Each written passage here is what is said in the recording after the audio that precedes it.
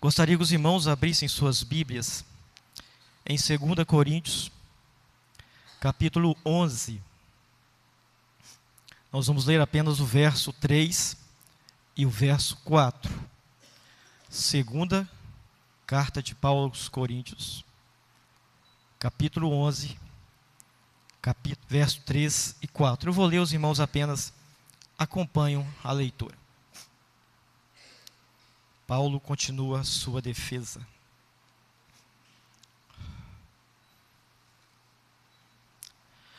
Mas receio que, assim como a serpente enganou a Eva com a sua astúcia, assim também seja corrompida a vossa mente, e se aparte da simplicidade e pureza devidas a Cristo.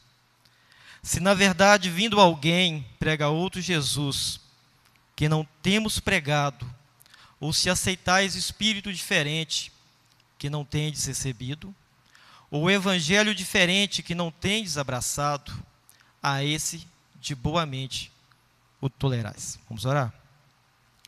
Senhor, acabamos de ler a Tua palavra, que ela venha falar aos nossos corações, que ela transforme vidas, que ela nos confronte, que ela, ó Pai, nos traga confiança, refrigério no Senhor.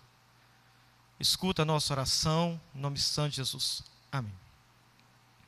Meus irmãos, vez por outra, surgem movimentos, não falo especificamente de avivamento espiritual, que o avivamento ele abrange geralmente comunidades inteiras, transforma vidas, transforma países. Mas um chamado mais pessoal, buscando provocar em pessoas um aquecimento espiritual. Pessoas são tiradas do seu dia a dia, do seu cotidiano, da sua rotina de vida, para estar indo a alguns lugares onde eles possam refletir sobre sua vida espiritual, sobre sua vida familiar, sobre o que ele tem feito da sua vida aqui na terra, como é que tem sido o seu propósito, de que forma ele está vivendo, como é que tem sido a sua vida em termos de sentimento, de se está vivendo uma vida de tristeza, se não consegue resolver os seus problemas, as suas dificuldades, que vive uma crise existencial, e essas pessoas são chamadas a esses tipos de movimentos. Minha palavra aqui não é uma palavra de crítica, mas é uma busca por uma reflexão. Esses movimentos são necessários. Se nós ouvirmos os relatos de pessoas que participaram, nós vamos ver restauração de vida, nós vamos ver arrependimento, restauração familiar, liberação de perdão, conversões. A gente tem relatos, a gente vê testemunhos, isso é amplamente divulgado, a gente consegue visualizar isso. Pessoas contam para nós, chegam e contam suas experiências de vida que eles tiveram em determinados locais. Mas a minha reflexão é o seguinte: até onde o evangelho puro e simples, ele não é suficiente para transformar a vida das pessoas? Porque as pregações fiéis da palavra de Deus, expostas nos púlpitos, não são mais suficientes. Porque o testemunho fiel de um cristão não é mais suficiente. Porque um evangelismo pessoal não é mais suficiente. Porque o nosso testemunho, a nossa vida, a nossa conduta no meio social, na nossa vizinhança, não é suficiente para que as pessoas transformem ou mudem sua forma de agir. Antes as pessoas procuravam as igrejas para ouvir a palavra de Deus, porque estavam sedentas da palavra de Deus. Buscavam algo diferente em suas vidas. Buscavam uma mudança. Será que as pessoas, isso acabou? As pessoas não veem mais isso nos cristãos? As pessoas não conseguem vislumbrar isso na vida das pessoas? É necessário algo diferente, algo extraordinário, algo que tire as pessoas do convívio normal, para que elas possam parar e refletir sobre as suas vidas. As pregações nas praças, o testemunho do Evangelho perderam sua eficácia. Precisamos de algo mais? É necessário? Precisamos de... Tem se criado muitas outras inovações, mensagens que amassageiam o ego. Não há mais confronto, não há mais cobrança, não há mais apontamento do pecado. As pessoas querem viver um evangelho mais light. Eu gostaria de conversar com os irmãos sobre o tema a simplicidade do evangelho e o que isso deve produzir na vida das pessoas. O contexto aqui nós temos que voltar lá em 2 Coríntios, no capítulo 10. Lá Paulo vai estar sendo confrontado sobre a sua autoridade apostólica. Entrou falsos mestres na igreja, e esses mestres têm confrontado, ou têm criticado as atitudes de Paulo. Fala que Paulo ele é duro e corajoso nas suas cartas que ele manda para as igrejas, mas pessoalmente ele é fraco e não causa nenhum impacto pessoal na vida das pessoas. Aí Paulo vai dizer o seguinte, que a sua batalha não é por meio de métodos humanos, as suas armas não são humanas, as suas armas são espirituais, capazes de destruir fortalezas e pensamentos contrários à palavra de Deus. O cristão, ele não deve se autoelogiar, achar que ele resolve, que ele tem poder de mudar as coisas, que apenas a sua palavra, a sua imposição, ela é capaz de transformar o meio em que vive, ou transformar as pessoas, ou transformar a igreja, ou transformar os cristãos. Porque Paulo mesmo diz que a nossa guerra não é contra o sangue e a carne, mas com os principados e potestades, dominadores deste mundo tenebroso. Então Paulo ressalta que a glória é do Senhor Jesus. A glória não é do homem, a glória é do Senhor. A aprovação do homem, ela não importa. Nós precisamos ser aprovados por Deus. Aí ele chega aqui no capítulo 11, no verso 3 e no verso 4. Aqui ele continua, o texto, o título aí fala, Paulo continua a sua defesa. Nós observamos agora que a preocupação de Paulo, ele já não, além de se preocupar com a sua própria defesa, ele se preocupa com os cristãos. Se esses ensinos, se esses falsos ensinos, vai fazer com que a igreja se desvie do verdadeiro e simples evangelho. É o que ele fala no verso 3.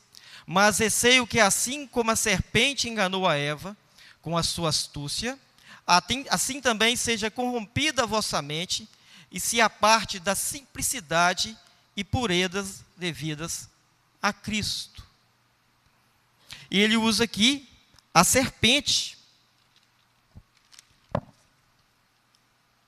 Ele vai usar a figura da serpente, que com a sua sutileza enganou a Eva. E a serpente, muitas pregações, muitas mensagens, mostram a bênção, mas exclui as consequências. Alguns dizem que o que a serpente disse foi uma meia-verdade. Na verdade, não existe meia-verdade. Ela simplesmente omitiu toda a verdade. Ela omitiu toda a verdade. O homem e a mulher passariam a ter conhecimento do bem e do mal, e foi verdade. Mas isso causou a morte do ser humano espiritualmente falando. Paulo demonstra sua preocupação no coração de desviar da verdadeira mensagem de Cristo, enfatizando o falso ensino e o que pode levá-lo. O perigo de um novo evangelho, não o evangelho puro e simples. E o que é evangelho? Evangelho é as boas novas. Abram suas Bíblias em Lucas, capítulo 2, verso 10 e verso 11. O nascimento de Jesus Cristo. O anjo, porém, lhes disse: não temais, eis que vos trago boa nova de grande alegria, que será para todo o povo. É que hoje vos nasceu na cidade de Davi o Salvador, que é Cristo, o Senhor. É a boa nova, é a boa notícia, é o nascimento de Jesus que veio trazer ao mundo a salvação. Promessa desde o jardim do Éden, como filho, como Jesus viria para esmagar a cabeça da serpente. Isaías 9, versículo 2.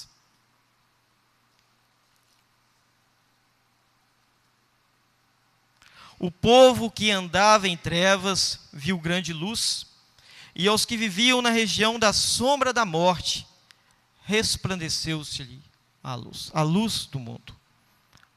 Jesus é a luz do mundo. Ele veio tirar da escuridão. Tu és a luz que brilha sobre a escuridão, tu és a paz que acalma todo o coração. É o pão do faminto, a força do aflito, e nós somos seus pés e suas mãos.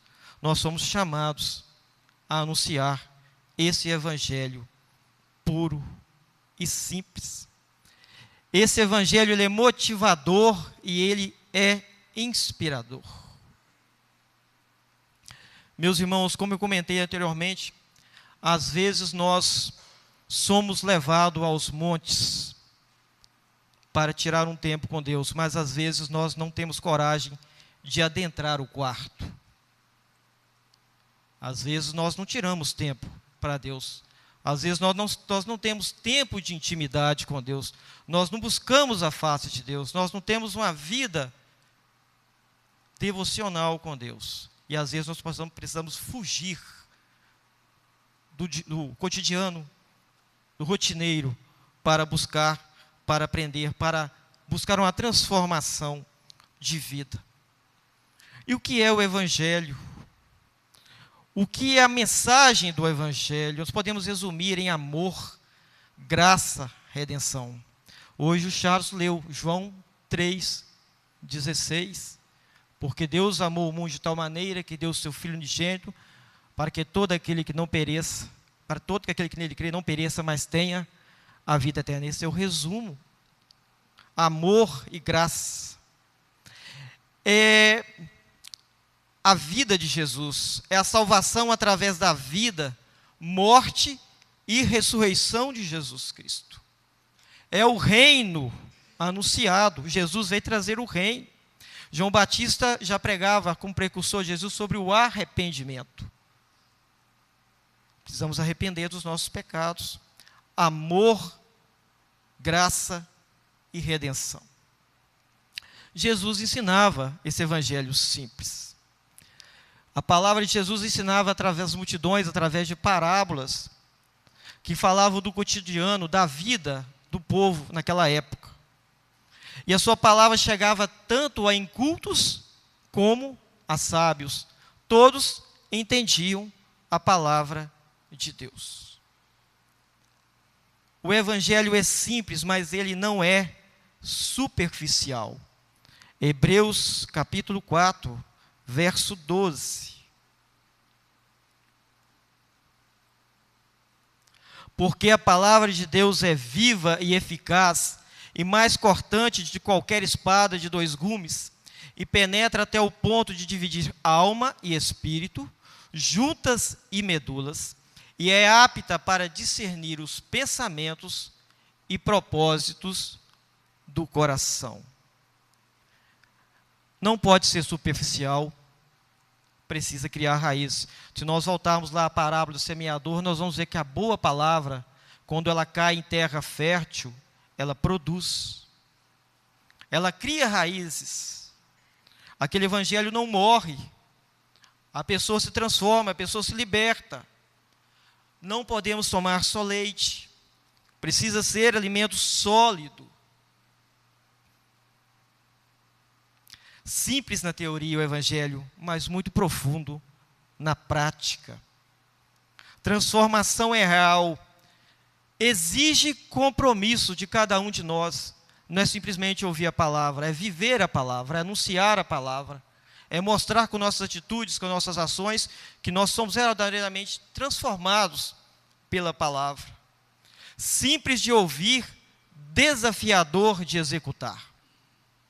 Muito difícil viver como cristão, principalmente nos dias que vivemos hoje. Imagina para esses irmãos que vivem em contextos totalmente diferentes de nós, onde eles não têm liberdade de cultuar, onde não pode falar abertamente da palavra de Deus.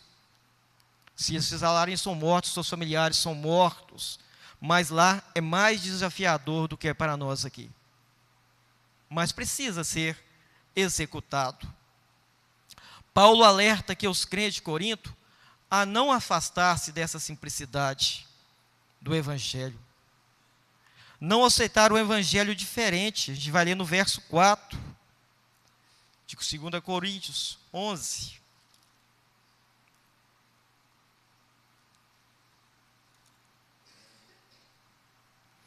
Se eu, na verdade, vindo alguém, prega outro Jesus que não temos pregado, ou se aceitais espírito diferente que não tendes recebido, ou evangelho diferente que não tendes abraçado, a esse de boa mente o tolerais. A gente tem visto muita tolerância a evangelho que não é evangelho simples. Muita tolerância. Por quê? Porque isso agrada o homem. Porque isso agrada a natureza do homem. O homem não quer ser confrontado. O homem ele não quer compromisso. O homem ele não quer uma vida sã diante de Deus. Ele quer viver de acordo com o mundo. O mundo tem adentrado as igrejas em vez das igrejas terem transformado o mundo. O mundo tem entrado para dentro das igrejas. E esse evangelho simples não tem atingido os corações das pessoas. O evangelho, ele é simples, mas ele não é superficial. Ele é profundo. Ele exige de nós um compromisso real e constante com Deus. O que cabe a nós, então, ouvir esse evangelho? Acolher a palavra da fé, reconhecer o erro e aplicar o ensino de Cristo a nossas atitudes diárias. Eu não disse logo no início que as pessoas têm sido tiradas do seu meio, do seu convívio, porque eles não têm conseguido trabalhar dentro do seu correr do dia a dia, a sua vida cristã, a sua vida familiar. Quando você acolhe a palavra de Deus, ela tem que trabalhar em você todos os dias, nas suas atitudes, no seu convívio familiar, no seu convívio social, no seu testemunho fiel e verdadeiro da palavra de Deus. Essa palavra não tem sido só ouvida, mas ela tem que ser aplicada na sua vida. Precisa ser aplicada na sua vida. O evangelho, ele exige renúncia. Renúncia. Lucas 9, 23 e a 25. Dizia a todos: se alguém quer vir após mim, a si mesmo se negue dia a dia. Toma a sua cruz e siga-me. Pois quem quiser salvar a sua vida, perdê-la. Quem perder a sua vida por minha causa, esse a salvará. Que aproveita o homem ganhar o mundo inteiro, se vier a perder-se ou a causar dano a si mesmo. Muitos têm corrido atrás do que o mundo oferece. Têm preferido perder a comunhão, a intimidade com Deus, a perder os benefícios que a vida lhe traz. As alegrias, a gente não pode falar que o que o mundo oferece é ruim, porque muitas vezes o mundo oferece coisas para nós que são coisas boas. Mas quando você troca o que Deus quer para você pelas coisas do mundo, você está abandonando o verdadeiro e simples evangelho. exige renúncia, não é permissivo. Você não pode fazer todas as coisas, você não pode praticar todas as coisas. Todas as coisas me são lícitas, mas nem todas me convêm. Nós precisamos ter diferença. O Evangelho tem que provocar diferença. O Evangelho tem que provocar mudança na vida das pessoas. O Evangelho não é o Evangelho do caminho largo, não é o Evangelho da porta larga. É dificuldade, é porta estreita, é caminho estreito. É uma vida de luta constante contra a carne. É o Espírito lutando contra a carne. Não adianta querer viver sem luta, sem dificuldade, sem tribulação. Deus não prometeu isso para ninguém. Não foi prometido isso para ninguém. Hoje se prega uma teoria, umas teorias, umas palavras que querem fazer com que a gente creia que o cristão não deva ter dificuldades. Teologia da prosperidade, algumas teologias que são citadas por aí. O crente não pode sofrer. Mas se você pegar os servos de Deus de todo o passado, e esses que pregam a palavra com fidelidade hoje, é uma luta constante, uma luta diária, que eles travam dia a dia, contra si mesmo e contra as pessoas que estão ao seu derredor, ao seu redor. O Evangelho não é o Evangelho simples, caminho largo. Ele é simples, mas ele é profundo, ele exige renúncia, ele exige compromisso. O Evangelho exige pureza. O texto vai falar disso também. A pureza devida a Cristo. Pureza devida a Cristo. Sede santo, porque eu sou santo. Nós não vamos atingir toda a santidade aqui na terra. É um processo. Nossa vida aqui é o processo. Todo dia melhor. Cada dia melhor do que o anterior. Cada dia abandonando algo que nos tira da presença de Deus. É uma luta constante. A transformação profunda, ela começa de dentro para fora. Às vezes a pessoa acha que o exterior que mostra o que você é. Muitas pessoas acham assim. Nós temos a questão dos usos e costumes. Não que eles não sejam necessários, porque senão nós podemos partir para o outro lado, que nós possamos viver de qualquer forma, possamos vestir de qualquer forma, podemos falar qualquer coisa, podemos ir em qualquer lugar, em qualquer local. Não é essa a realidade. De dentro para fora, que a palavra, quando ela entra, como o texto falou, que penetra, a espada que penetra, ela modifica nossa estrutura, o nosso coração. Ela muda o nosso coração. E o que nós vamos ter interiormente vai se expressar fisicamente ou no nosso exterior, ou na nossa maneira de viver, ou na nossa maneira de se comportar. Ela vai agir de dentro para fora. Ela alcança ações, pensamentos, sentimentos e intenções na nossa vida. Quando a palavra verdadeira, simples do Evangelho, ela atinge o nosso coração, ela nos transforma, ela nos liberta, ela nos modifica na nossa forma de agir, na nossa forma de viver o nosso dia a dia como cristãos. Nós somos chamados a ser igual a Cristo. Pureza devida a Cristo. Nós devemos a Cristo, pelo seu sacrifício, pela sua morte, pelo puro e simples Evangelho. Nós devemos a Cristo viver uma vida de conformidade com a sua palavra. Nós devemos negar a nós mesmos. Nós devemos carregar a nossa cruz. Nós devemos, apesar de nossas limitações, e isso como Paulo vai falar lá no texto, as nossas armas, elas não são humanas, físicas, materiais. Elas são armas espirituais. E quem nos fornece, quem nos dá essas armas, é o próprio Deus. E onde Ele nos mostra essas armas através da sua palavra. Nós temos um texto que vai falar da figura de um soldado e vai citar lá vários armamentos que o soldado de Deus precisa ter.